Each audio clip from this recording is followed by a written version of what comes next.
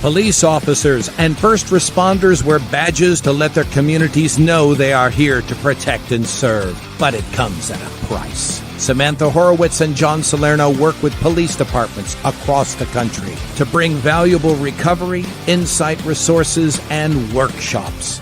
A Badge of Honor TV brings those professionals to you so we can come together and revitalize communities through a better understanding of what's at stake and what's required for repair. So take a load off and turn up your TV. It's about to get real. Hey, welcome to A Badge of Honor TV with John and Sam. On this Mental Health Monday, we are powered by the OBBM network, and you can catch us on all your streaming platforms across the internet. I want to welcome Sam. What's going on, Sam? Hey, John. Great to be with you. You know, we are kicking off Police Week. So it started today. And, this is a time, if you're in the DC area or if your local area is doing any kind of remembrance memorial ceremonies, get out there and support. Our men and women in blue need our support more than ever. And dollars to donuts, we know that those that are there that may have lost somebody on that are on the wall or again at a ceremony, that they need some help too. Without a doubt. You know, our law enforcement officers and our veterans who are battling each and every day to make us safer each and every day. When you think about it, if we didn't have our veterans and our first responders, would we really be able to sleep peacefully at night?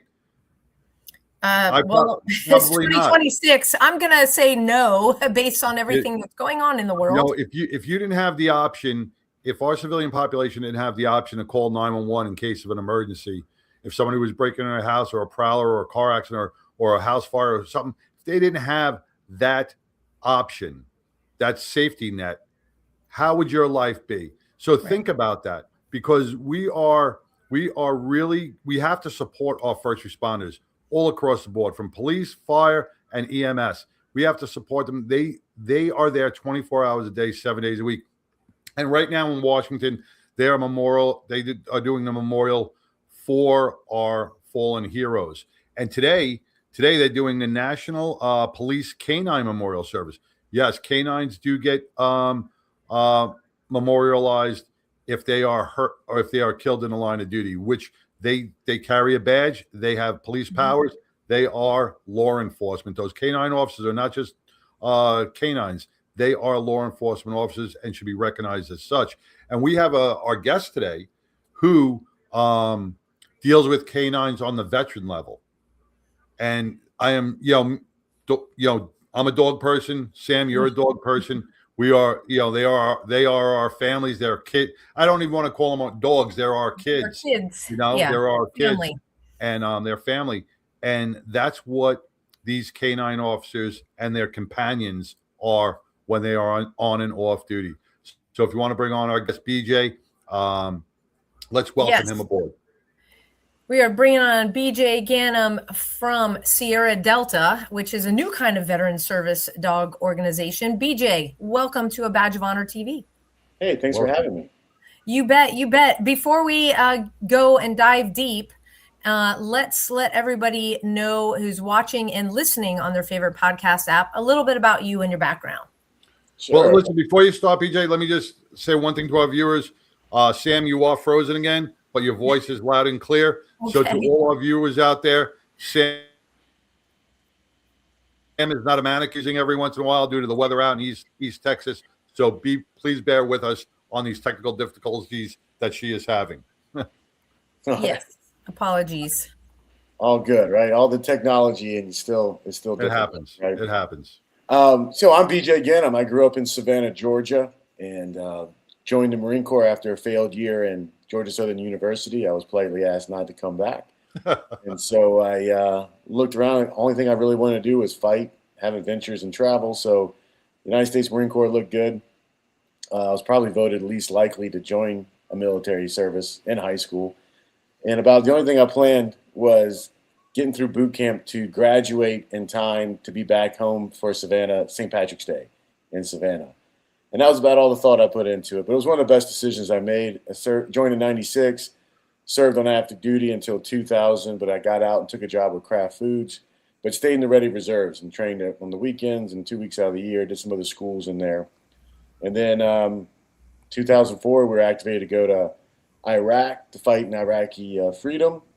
And Thanksgiving night, 2004, I was hit with an improvised explosive device. Wasn't our first one, but it was one that got me, killed my gunner, Ryan Contafio from Beaver Dam, Wisconsin, and ended my Marine Corps career almost 10 years in. And it took me a while, struggled a little bit with all the stereotypical type stuff that veterans do struggle with. And it was a dog at my lowest point. It was the only thing I couldn't rationalize away. I thought my kids would be better off without me, my family, friends, all that stuff. But I knew if I would have quit, this old English bulldog that I bought on my very first convalescent leave from Walter Reed would end up in a shelter and be euthanized because he had no special talents, no special training. The only thing he was really good at was getting slobber into places he thought was physically impossible to get slobber into and clearing the room with his farts. But he was my dog. He was always there for me. And that was kind of the inspiration once I got into, I've worked with Wounded Warrior Project, Simplify Fund, the President Bush Foundation, a bunch of nonprofits, and they're all great. But everything is so segmented in the veteran world. So, along my journey, I've been trying to find ways, obviously as an injured veteran myself, combat wounded and all that stuff. What does that mean? And what about the other 90% of the veterans that never saw combat? What are the terms and conditions of our society now? What is that social contract that we can depend on? Because the one thing that I found in that struggle was that a lot of people wanted to help me because I had a flashy prosthetic, but nobody wanted to help the other 200 Marines that were with me that didn't have any visible wounds. And so I really started to dive down deep, working with a lot of people to try to figure out how we can make this work better. There's so many people that are grateful for our veterans, but it's not really translating in good, solid programs. Yeah, there are a lot of well-meaning programs out there, and I think let's talk about Sierra Delta and what makes you all different, because there's a lot of programs out there that are specific to, hey, you're a veteran with post-traumatic stress, right. Even other service-related medical issues. You're coming at this from a not completely different, but a very different viewpoint. To talk a little bit about that. A refreshing viewpoint. Thank you. By no means a refreshing viewpoint. Well, go big or go home, right? So Sierra Delta stands for service and dogs. It doesn't stand for service dogs. The service component is a lot of donors want to thank a veteran for their service. So why don't you chip in what you can so that we can help all veterans get the training that they need with their dog. I've worked with over 25,000 veterans in my career. And the most common thing I hear is that they bonded with a dog. And we kill 800,000 healthy, trainable, and adoptable dogs every year in this country. Wow. It only takes 2 years to become an accredited dog trainer. There's nothing special about service dog training. It's just dog training. And the cherry on top is when you look at the numbers, there's only 0.04% of the entire population needs a medical assistant service dog. Yet that's the only thing being offered to us at roughly $35,000 to $50,000 a pop. That is absolutely ridiculous. These men and women all went to a boot camp. They all went to a school to be trained in their job, and their whole job was to train and be trained. So why are we pre-training dogs for veterans? Why are we making it the only thing that only dog they can access that's supposed to be able to help them? It has to go everywhere with them. And they need a doctor's note. I surveyed all the major medical colleges in this country. You know how many doctors are getting trained on dogs? 0. Last I checked, no American needed the government's approval nor the medical community's approval to get a dog. And in order to get help from a dog, you just have to be present. You just have to know what you want to do. Do either of you have dogs? Yeah. Oh gosh, yeah. I have 4. I had 5. Right. So between us, we have 9. Right. Yeah. So 68% of American households have a dog in it already. Most places in this country are dog friendly, and more are becoming dog friendly because there's money behind it. People will spend money on their dogs.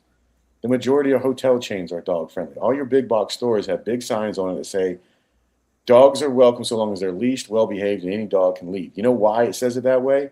Because everybody says they have a service dog, because it's all based on a disability. Well, especially PTSD. I mean, they passed the psychiatric service dog stuff, which is great.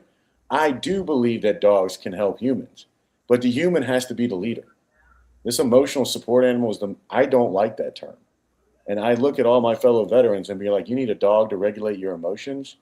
What are we talking about here? We are supposed to be the accomplished individuals that serve the United States military, the most formidable military that's ever existed in human history. We all signed up to be badasses. What changed when we took the uniform off? The problem, as I see it, is that we are incentivizing veterans to be unwell. Mm-hmm. We only give them the benefits that they need if they're broke or broken, and if they get better, they'll lose it. It shouldn't even be called a disability rating. It should be called a pension or workman's comp. I only tell 3 entities in this world I'm disabled. You know, I lost my leg in Iraq.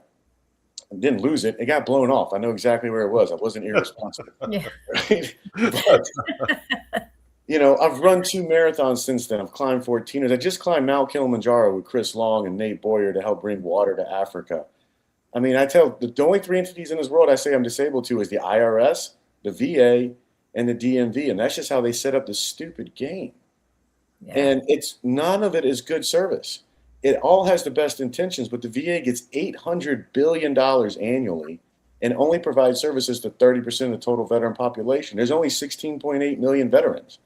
And there's over 70,000 veteran-centric nonprofits, which means that there's a nonprofit for every 200 veterans, roughly.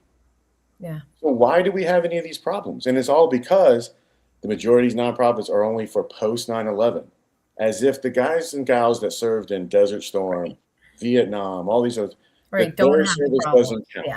Yeah. And people talk about resources are finite. That's ridiculous. I mean, if you look at our model, we welcome all veterans and we use ID.me to verify their service. So if ID.me says you're a veteran, you're in. You build a profile. You sign up for a cohort. You go through 4 weeks of training of all the different ways that a dog can help you in your life, what it will take to achieve those goals, and how you can be of service to your own community. And then after that, that's what I think sets you apart. And you've got 3, I don't want to call it 3-tier program, but you've got 3 programs. Right. And we want to get into those. Like, do you have to go one and then the next? No. But we got to take our first break. Okay. And we're going to hear from a company that we are so happy to be partnered with, because they care about people that serve. They care about our First Amendment and our Second Amendment, and they care about the sanctity of life. So let's hear from Patriot Mobile. Stand by, everybody. We'll be right back. Talk is cheap when it comes to saving our country. We're not just any cell phone service provider. We're Patriot Mobile. It's not enough to simply talk about values. We live them. Defending life, protecting our First and Second Amendments, and celebrating our military and first responder heroes. We're boots on the ground making a difference. We're America's only Christian conservative wireless provider with nationwide coverage on all 3 major networks and 100% U.S.-based customer service. Join Patriot Mobile today and make an impact every time you use your cell phone. Hey, welcome. Yeah, John. Yeah, welcome. Welcome to Patriot Mobile, people. You got to do it, because right now you can get a free month of service. That means you can get away from the big 3, or there's some smaller ones. Try Patriot Mobile for free for 1 month. You're going to love it, because you don't have to pay for roaming. It pings off the big 3 because they have permission to use it. So you never lose service no matter where you are. It's super easy. Go to patriotmobile.com/badge. You'll land on our landing page, fill out the information, and a member of Patriot Mobile's amazing team, headquartered right here in North Dallas, will give you a call. Or you can call 972-PATRIOT. Tell them a badge of honor sent you by using promo code BADGE, and they'll get you set up. You can keep your device, or if you want to get a new one, they have phones available. So get on Patriot Mobile, support organizations like ours, all the veteran organizations, because they put their money where their mouth is and they give back every single day. So thank you, Patriot Mobile. Let's get started, everybody. Now back to the show. Hey, welcome back to A Badge of Honor TV with John and Sam and our guest BJ Ganem with Sierra Delta. We were talking just before we started the show. Me and BJ would, throwing back a couple of quotes, and one of the quotes from JFK was, "Ask not what your country can do for you, but what you can do for your country." And that holds so true today as it did when he made that statement. And it looks like Sierra Delta and BJ, that's what you're trying to push. Absolutely. You said some really, they're words that some don't want to hear, but they are the truth. We have to impact hard. And what you're talking about is so true. When it comes to our veteran, we don't want pity. We don't want sympathy. We just want to serve our country and serve it well. Right. In uniform and out. Well, it's like what John Rambo said, right? I want our country to love us as much as we love it. Right. And you can have all the different opinions you want. That's what we fought for. But you can't make me change mine. And trust me, you're not going to break me. I've been to war. I know what that's like. And I'm not saying I'm the baddest dude out there. I'm not. But I know what I'm capable of. I know that I'm stronger than I thought I was. And I think everybody in America is stronger than they think they are. And whatever we're going to do, it's going to hurt. It's going to be uncomfortable. And that's half our problem, is we're way too comfortable. And so agreed. With the veterans, like one of the things that almost drove me to suicide was everybody was willing to give me a pass. Well, he's just a veteran who lost his leg and he was hurt and we should, get out of his way. Not holding me accountable makes that hole in me worse. And that's what's happening. And there's so much latent potential in the veteran community. So the 3 programs that we have, Life Buddy is everything dogs. So essentially we come in, we tell you what the what is, right? There's no magic dog that's going to make your life better. I don't care if Caesar Milan trained it for you. I don't care if it was bred by a unicorn. It's not going to change your life unless you do the work, right? And so with that in mind, they come in, they learn all about the dogs, and then we give them up to $3,500 from a trainer. They want to go work with a trainer. They're going to write out that training plan together. Many of these trainers see what we're doing, and they give us discounts. I won't allow any free training because I need to be able to hold the trainer accountable. The veterans start talking about what's working for them, what trainers are working for them. We did 155 last year, barely raising $1 million. We could do 22 a day if only we could raise 35 million annually. Literally, that would give us enough to guarantee 8,030 vets a year would get help with dog training with their dog, find a community. How many dog? We already said 68% of American households have a dog, and most people are dog crazy, right? You don't want to talk about politics, talk about their dog. They ain't going to say anything bad about that. It's hard to politicize something that everybody loves, right? 100%. Life Force. Life Force is just reminding them you're a badass. You're a leader. You can be a leader again. You can do it with Carry the Load. You can do it with MVP. You can do it with Sierra Delta, Simplify Fund. There's so many organizations that you can go to work with. You can put on your own fundraiser. You can put on your own meetup. We're empowering you, the veteran, these accomplished men and women, to do that again. And it's working. They're out there doing that stuff. They're getting things on. They're joining dock diving teams and pulling out Sierra Delta tents and talking about what it is that we do. Because at the end of the day, I don't care if you give me $5 or $5 million. It's all going to the same thing. And that's why the only thing we pay for is dog training. We got this online community that everybody's in there, and we've got 8 people over the age of 80 that completed the dog training. So don't tell me that old people can't do the technology and veterans can't improvise, adapt, and overcome, right? We do it with compassion, but we're also not giving you a pass. We're not going to do it for you, right? The Life Force is all about leadership, and Lifeblood is where we connect with corporate sponsors, but it's also, I haven't developed it all the way out, but we live in an influencer economy now. There's only 16.8 million veterans, the average age of which is 68.9 years old. That means that there's a very, very small percentage of veterans in our population. If any of them had any type of training or any type of support in doing the stuff that like you guys are doing, they could easily either make a good side hustle out of it or make a living. They have this power, but everybody is sitting on their haunches waiting for the government to do it for them, waiting for somebody to take care of them. And that's never going to work. Again, we are a free and independent society, which means we've all got to do our part. And I know we've all got challenges. We all have good days and bad days. That's fine. But let's set the baseline. And so one of the things that I love that we do is all veterans can join. If all 16.8 million of them join, it's on me to find the money, right? And I'm betting on America that if we can turn this out, like as soon as we raise the money, about 8 weeks later, it's going out the door for a training grant for a veteran to start working that day with their local trainer with a dog that they already have. The first 15,000 vets through Sierra Delta, already 70% of them already had a dog. What are we doing putting people on a 5-year wait list for some sort of magically trained dog? This is dumb. So let me ask, since they are coming with their dog, do you have certain parameters? Because there's a difference between a mal and or a maligator. I love that. It all comes down to training. It all comes down to training. I don't care what kind of dog it is or what kind. The only training we don't support is bite work and protection work. They're the badasses. They shouldn't need a dog to protect them. That's not how it works, right?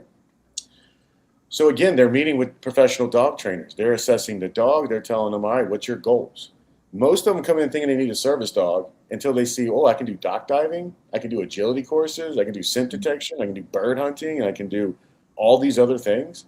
Yeah, whatever you want to do. Because you know what most people don't want to do is take a dog everywhere with them. It's like having a toddler with you, right? Like, I guess it depends on the dog. It does, right? And at the end of the day, they should have the agency to decide if they want to take their dog with them. But if the majority of the feedback that I get from veterans is that they have anxiety in crowds. Well, guess what happens when you take a dog to a crowd? That crowd's coming to you. So it's not a really good thing. Now, it works for some people, and that's great. But I've also seen the underbelly where it caused more anxiety, but they didn't know what to do because they were gifted a $50,000 dog. Now they're stuck, right? And so by creating a more community around this and giving the veterans agency, again, we're not invalids. We're not victims. We're accomplished men and women, but we're just not treated that way. And I get it that everybody's grateful for what we did. But there is toxicity in some of this gratitude. It can go overboard. And at the end of the day, you do not have to put a weapon on or put a uniform on and grab a weapon to serve your country. That's ridiculous. And war is dumb. At the end of the day, Smedley Butler wrote about it in 1900s. It's a dumb racket. We're not. We are learning more and more about what a racket it is, and unfortunately, folks like yourself that come back missing something that you went into battle, with. The only thing I can't do in this leg is grow toenails.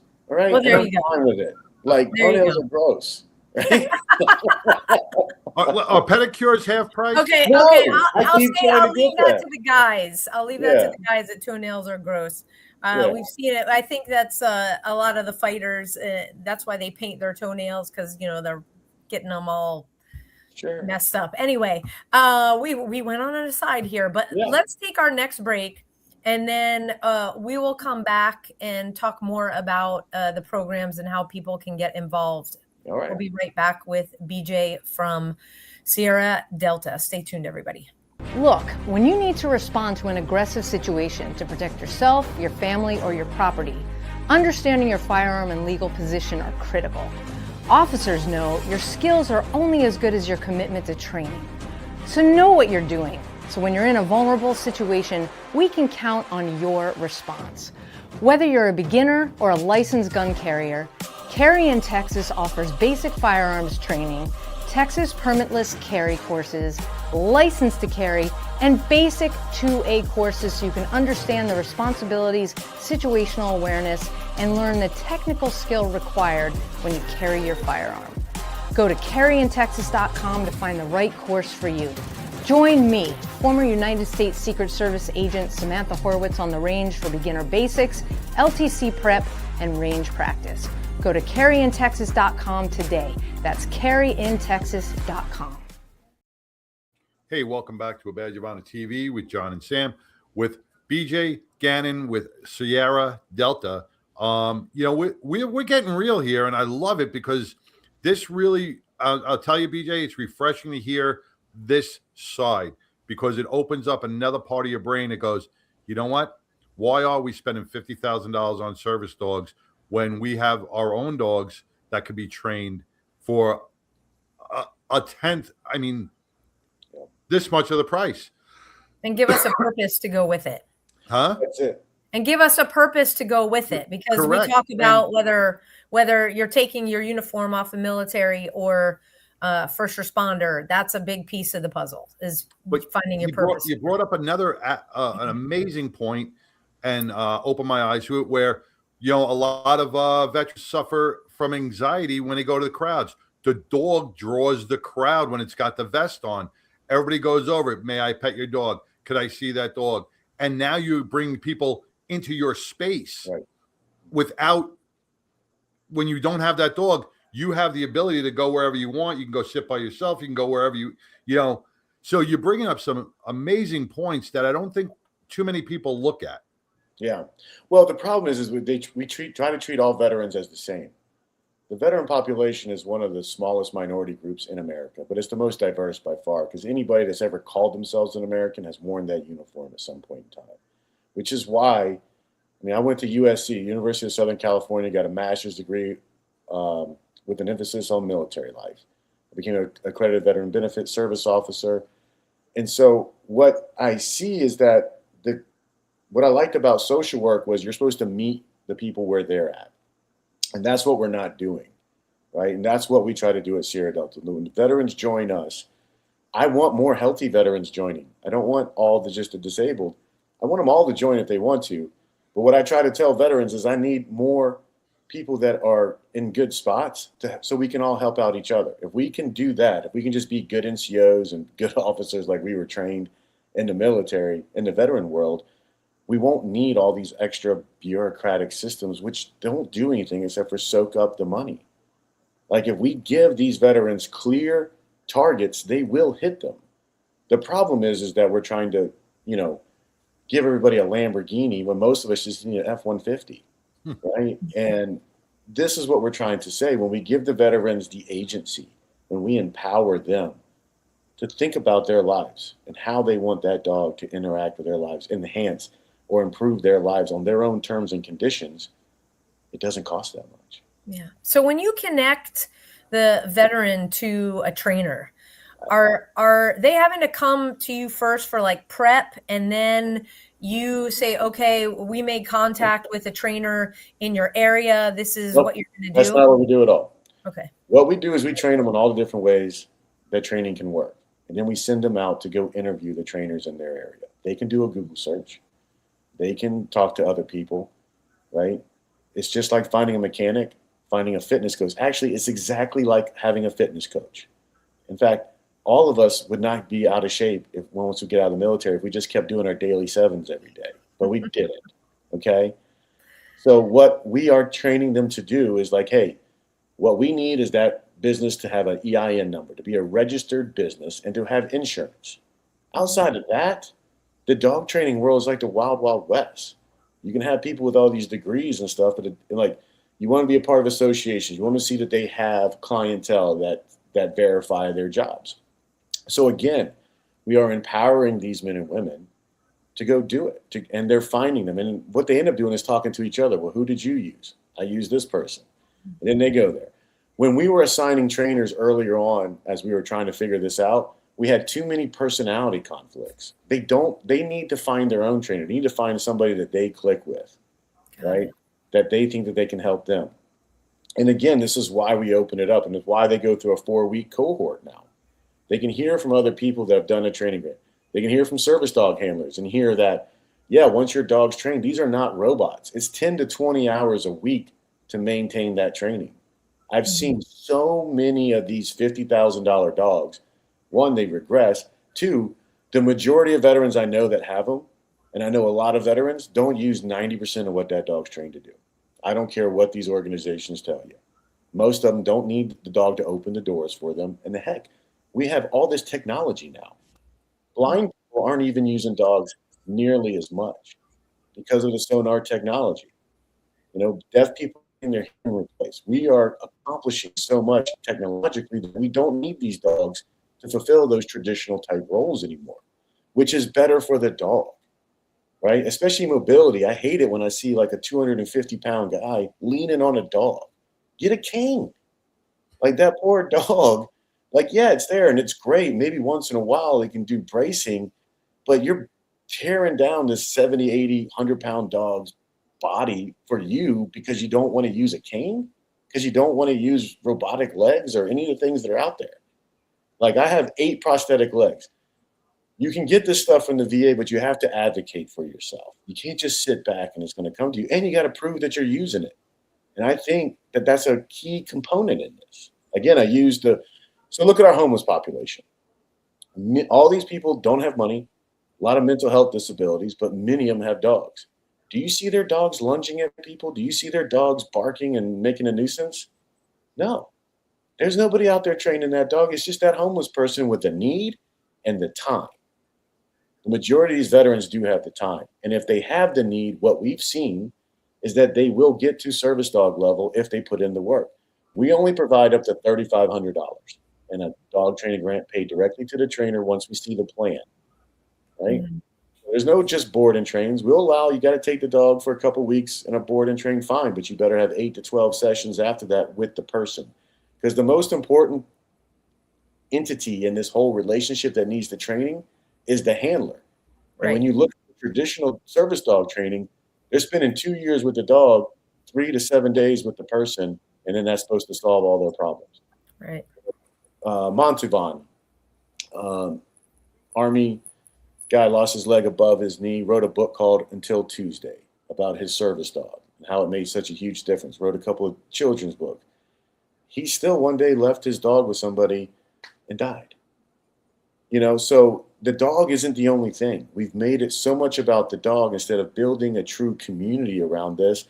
And what better way to build a bridge between civilians and veterans than basing it on a dog? Because everybody can understand what that dog does for you as a person, right? Absolutely, yeah. It provides the camaraderie that it provides, the entertainment that it provides. Still, the most searched thing on Google is dogs and cats. You know? Yeah, absolutely. Sam, John, you'll agree on this. My dogs were not trained, right? Mm-hmm. All 5 of my dogs were not trained, and each one of them gives me a different personality and different uplifting spirit. They don't wear vests. They're not trained, but they do provide mental stability. I don't take them out with me, but when I come home, they're all rescue dogs. Yeah, so and they listen. They generally listen to you. You know, I'm seeing in my head. You know, when you're talking about bringing them together to talk about the experiences, we have. They've been guests on the show, Ben and Amanda Holmes, back in season 2. They founded East Texas Legends. I'm going to put the commercial slide up here. East Texas Legends Coffee Company, founded by Ben and Amanda Holmes, reflects their journey from Ben's Marine Corps service and law enforcement career, overcoming PTSI to finding purpose in ranching. Relocating to an East Texas ranch, they identified a need for a local coffee brand. Now they're opening their first coffee shop in Lindale, Texas, rooted in faith, family, and community. Their mission: inspire purposeful conversations over coffee. So drink coffee, be legendary. Go to etxlegendscoffee.com. Use promo code BADGE for 15% off coffee and merchandise. So you can just hover over this QR code and it'll take you right to their webpage. They ship to wherever you are. So do not be a stranger to East Texas Legends Coffee. John and I, we have our swag. I got to get you a mug. You know what, Sam? Your daughter still has it. My daughter came over yesterday. I specifically asked her, bring the mug. She gets to the house. She brought the grandkids. She forgot the mug. You know why? Because she's using it. She's using it because it's so good. It keeps your coffee, if you warm all day, or cold if you like cold. Exactly. All day. So, you want to get some East Texas Legends coffee. My favorite is Diablo, and I also mix in a little spiced maple for a little, pizzazz. It's so bougie. Yeah. But, hey, when you know good coffee, you know good coffee. And John and I, we searched for 2 years, and we got good coffee. So get yours today at East Texas Legends Coffee. So back to the show. Well, welcome back, All right. everybody, to A Badge of Honor TV with John and Sam and BJ Ganem with Sierra Delta. You know, we are having such a refreshing conversation of empowering our veterans instead of enabling them. And I think that's where you're going with that, because so many people become relying on a $50,000 service dog when they can do all these aspects themselves if they just try. They have it inside them. Any disability, and I don't want to say, not any disability, but most disabilities, like you said, can be overcome, with some perseverance and some All training. of them can. All of them Really, can. I mean, I've done some work with kids that were born with disabilities, and actually I took a group of veterans up to kayak the Apostle Islands. And so we drove up from Chicago 6-7 hours. All I was hearing is about the complaining about this, complaining about that from these veterans. And we get to the campsite, and these kids, they're in college now, but they've been born with all these different challenges. And then their insurance doesn't cover hardly anything. And after that weekend, on the way back, all these guys were riled up about how this is BS, that these guys don't get this, and they need to figure out a way to help them. So again, we just need to put something else different in front of them. What we did in the military is over, and that's fine. Be proud of it. If you have issues, I work with a lot of veterans that they don't like their military service, they didn't have a good experience. It's not over yet. DOD did a great job of making us all warriors. No one's actually sat down and crafted out, what does it mean to be a good veteran, right? Does it mean that you have to put the little piss cutter hat on and march around? I don't think so. I think there's other ways. I mean, it's not the only way. That's one way for sure. There's many different ways to continue to serve and to be a good veteran, but it has to start with accountability. It has to start with the leadership tenets that don't change, whether you have a disability or not. Listen, I've got the TBIs. I was hit by a car, blown up, had cancer, COVID, all this stuff. There's so many times I was supposed to die and I'm still here, right? And I get it. Listen, this thing should be doing way better than it is, and it's probably not because I'm running it, right? I need somebody probably smarter at all the different numbers and all this other stuff. But at the end of the day, it's not that complicated. It really isn't. Like, everything that we're facing right now in this country is not that complicated. We have to get back to building community, knowing who your neighbors are. You want to help the police? Let the police know who you are in your own communities. Like, go to their cookouts. Like, there's so many things we do. That's what I love about Carry the Load, and we're being a chosen partner with them. I mean, Clint Bruce is a great friend. He was one of the founders of it. Bring back the true meaning of Memorial Day, right? If you want to have a sale for your store, you're not making me mad. If you're all about just starting the summer off Memorial Day, that's fine. I like to present you with that question that Carry the Load asked you: who are you carrying? That's an easy question for me. I lost Contafio, Ramey, O'Donnell, Warrens, and Simon, all from Golf Company, 2nd Battalion, 24th Marines. I carry them every day. Their names are etched in on my prosthetic limb. And not everybody has somebody they serve with, but you know of somebody, and you can hear these stories. And this is why it's so important to not put us on a pedestal. Like, people want to say I'm a hero. I'm closer to being a hooligan than I am to being a hero, right? But I'm still fine line. There's a fine line between hero and hooligan. Yeah. But that's what it's about. This country was founded by rebels. And I don't know why we're all trying to conform, especially to a bunch of people in Washington, D.C. and all these state offices that don't seem to have the honor, the courage, or the commitment to be in those positions to tell me what to do. Amen. Right? I don't need a law to not kill people. Even when I was in combat, it was I was not going to kill somebody unless it was absolutely necessary. And even then, I probably wouldn't want to. But those are things that you have to learn through experience, right? We need to get rid of a lot of these laws. And again, a lot of the things that we do for our veterans, we are rewarding them to be unwell. The way the VA works is not a good system. This disability rating system is not a good thing. It's just continue. But I don't know how to do it other than to create something totally separate. We don't take any government money. I don't want it. We're working with other groups. Carry the Load is one of our great partners. But Blue Buffalo Dog Food provides us our biggest donation every year, $600,000, based on a sales campaign that they do at Walmart. And they tell us every time they do a sales campaign with us, we exceed their best sales expectations by double digits. That's fantastic. Imagine if everybody just put 5% of what they make in their profits into helping veterans with dog training, we could raise, we can get to $400,000 annually, like a lot of these other big nonprofits. Mhm. That's 150,000 veterans a year getting help with dog training. That's 150,000 dogs getting help to have a forever home. So let's talk. Yeah, you had mentioned Carry the Load, and part of Memorial May, we bring the service organizations that are new to Carry the Load in terms of being nonprofit partners. So what does it mean? Clint, you've known him for a long time. What does it mean for you, for the organization, to have been chosen as a nonprofit partner? It just helps with the validity. I know, like, you get so many ads, so many things presented to you. Like, is this real? Is this what's going on? Right? But Carry the Load's been doing it for 15 years, and I think we all know that they're real. And so again, working with even Nate Boyer's group, MVP, Merging Vets and Players, and the DAV and the Simple, like all these groups, if we can work together, right?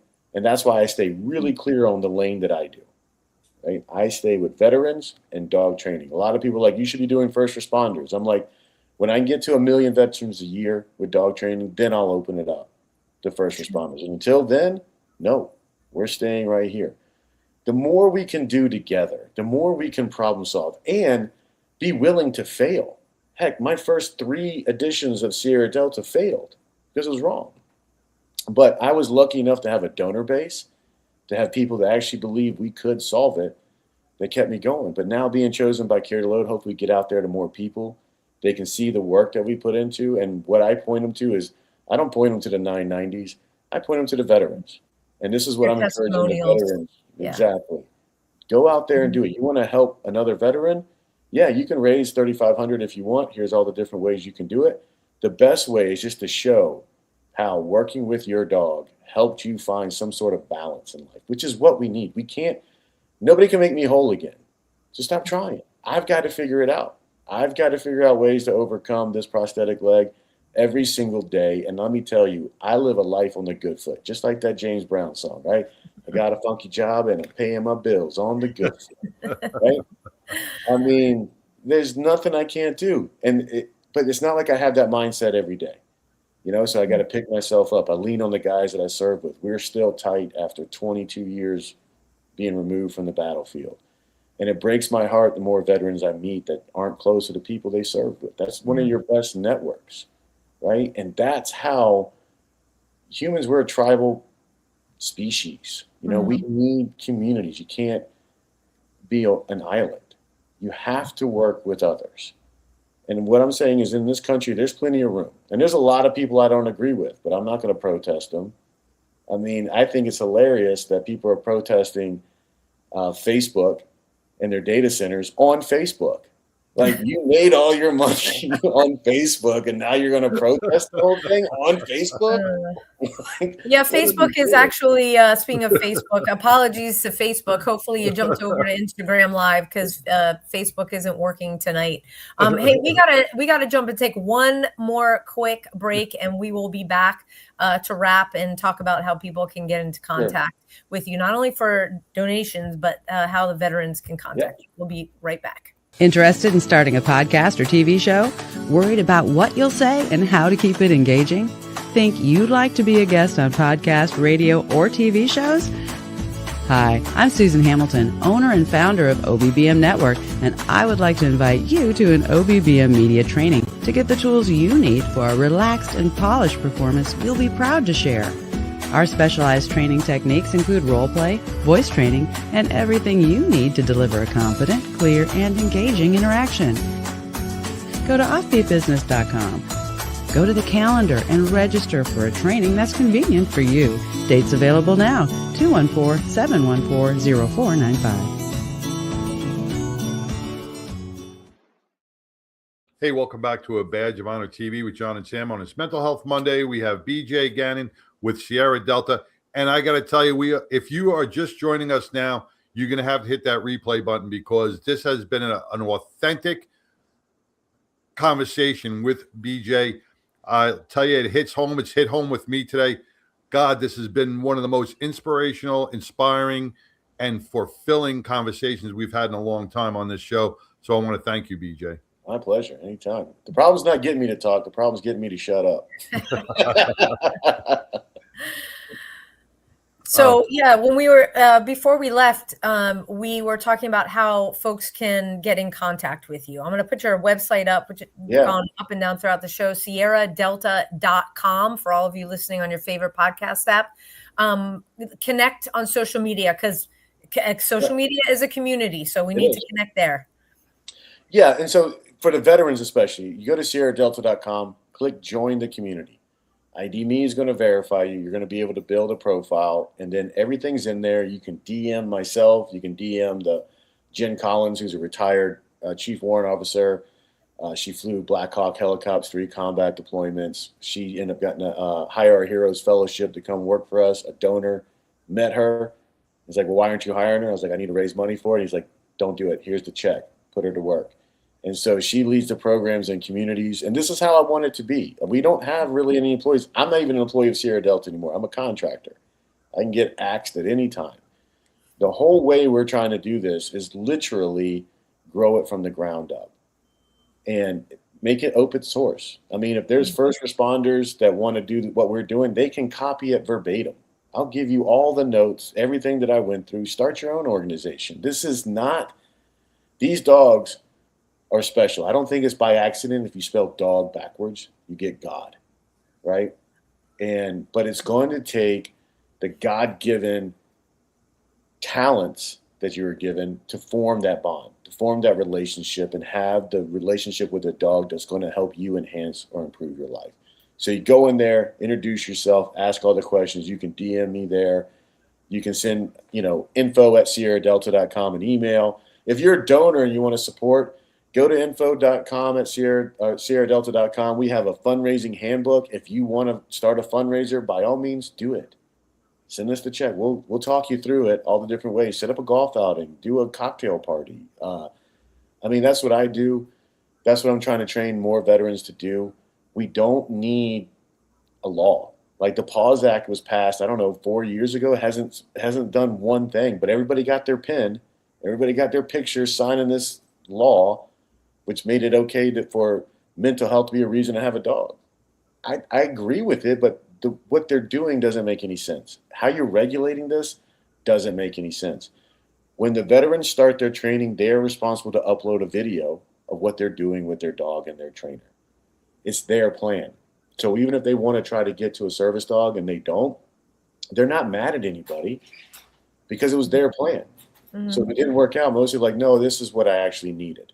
Because you don't know until you start doing it. Right? Where do you play on social media?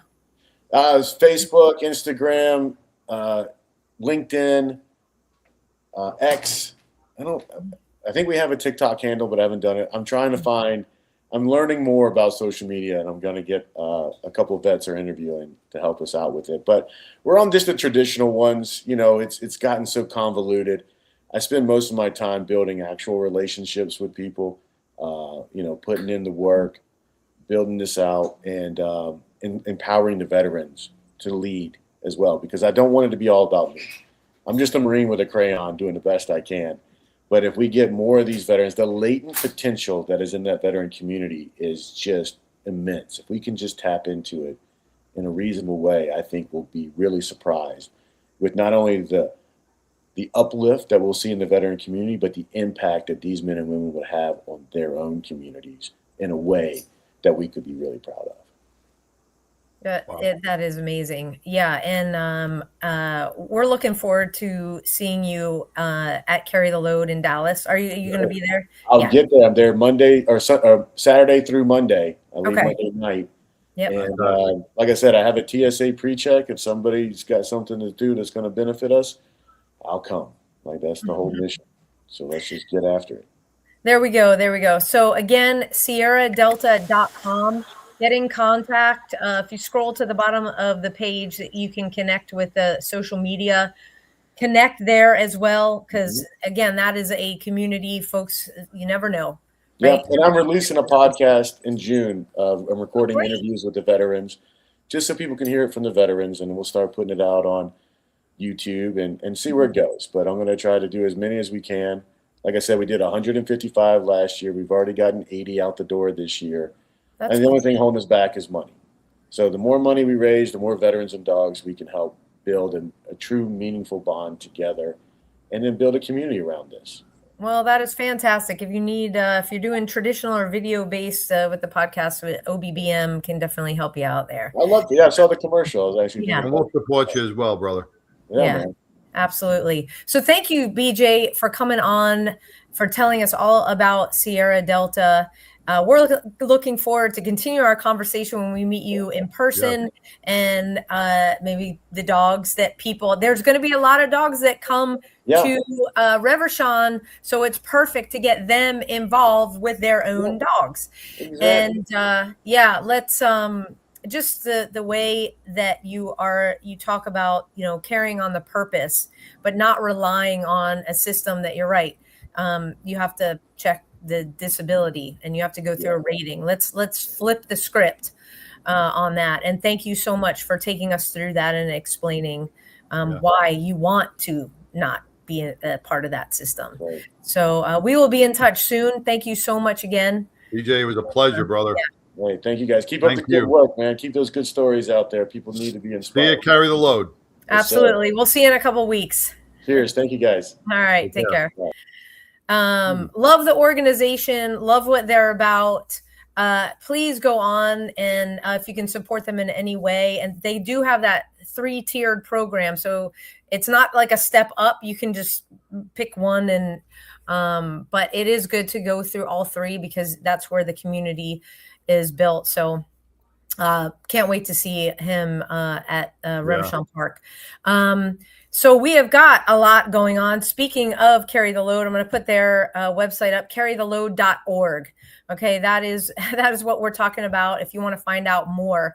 But yeah, you know how you can help? BJ has a fundraiser. We have one too, a badgeofhonor.org. You go on our page and you'll see we have our logo and Carry the Load's logo.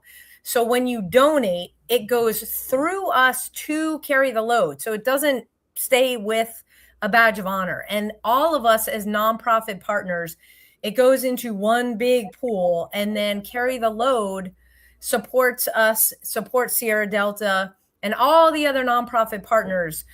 So you can be assured that the money is going to fully vetted programs. And that's exactly what we are. It goes right back into our programming. This is not going for salaries, for swag, for any of that crap. It is going 100% into our programming. We have other stuff set aside for the, call it administrative stuff that we have to do. So a badgeofhonor.org, and I know BJ's the same way. Badgeofhonor.org.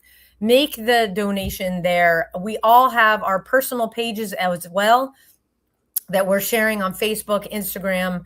So make sure to hit John Salerno on his Facebook page. John, you should share something tomorrow. Yep. Put it up. So donate to John. Again, it doesn't go to John. It goes through John through me, through the team, and then to Carry the Load. So, and then, so that's how that works. Cause we always get some questions around that.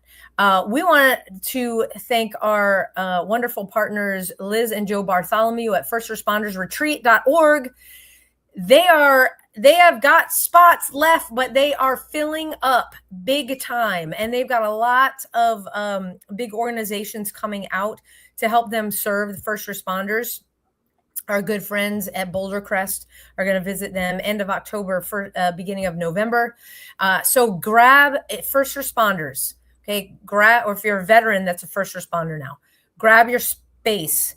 It's going to sell out. You're going to have to wait until next year. Beautiful campground with actual cabins. You're not sleeping in tents in Wisconsin. I just want to put that out there. But it's all about the campfire at the end of the night. That's where the healing happens. So firstrespondersretreat.org. Come to Texas the end of September. It's the last weekend in September. We are taking over Texas, TexasTakeover100.com. It's all about operating at 100%. You heard BJ. He doesn't have a leg, folks. It doesn't stop him. Okay. So nothing should stop you from learning how to operate at 100%. If you're there, great. We need you there. TexasTakeover100.com. It's happening in Allen, Texas. Get your tickets. Go through registration today. If you want to learn those skills, you need to come. TexasTakeover100.com. Register today. You will see us there and learn to live at 100%. It's an awesome place to be. So you know what else, John? Because sometimes we have bad days. We put pressure on ourselves. From the people that are going to be there, this community, BJ said it best. You will have people that you can lean on so that no matter what, okay, so you have a crap day. You don't have to make the whole day crap because you'll learn how to flip that script and get back to operating at 100. So it's really important, folks. TexasTakeover100.com. Get your registration in today. To all of our veterans out there, thank you. Keep going. Yeah, for fighting the good fight that allows John and I to do a show like this every single week. To our first responders out there, we have prayer warriors. Thank you for keeping our community safe. John is going to hold up a book. Mine's over in the corner, reading it today. Yes, there we go. Oh, one more. Where's my book? I'm going to add to it. We had Dr. Stacy on. So dump the bucket, the line that held, thin blue line. Go and get your copies today and start reading. That's part of your operating at 100%.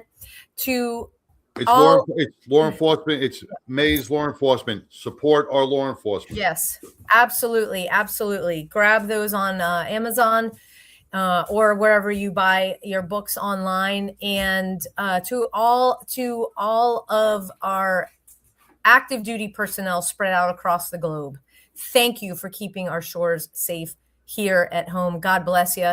John, take us home.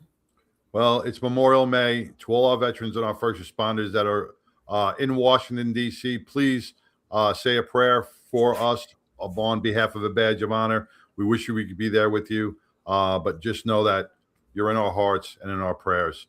Until next week, peace. Take care, everybody. A Badge of Honor podcast is produced for the OBBN Network podcast and protected under copyright law. For content permissions, please submit your request to abadgeofhonor.com on the content page. For OBBN Network programming information, please call 214-714-0495 today.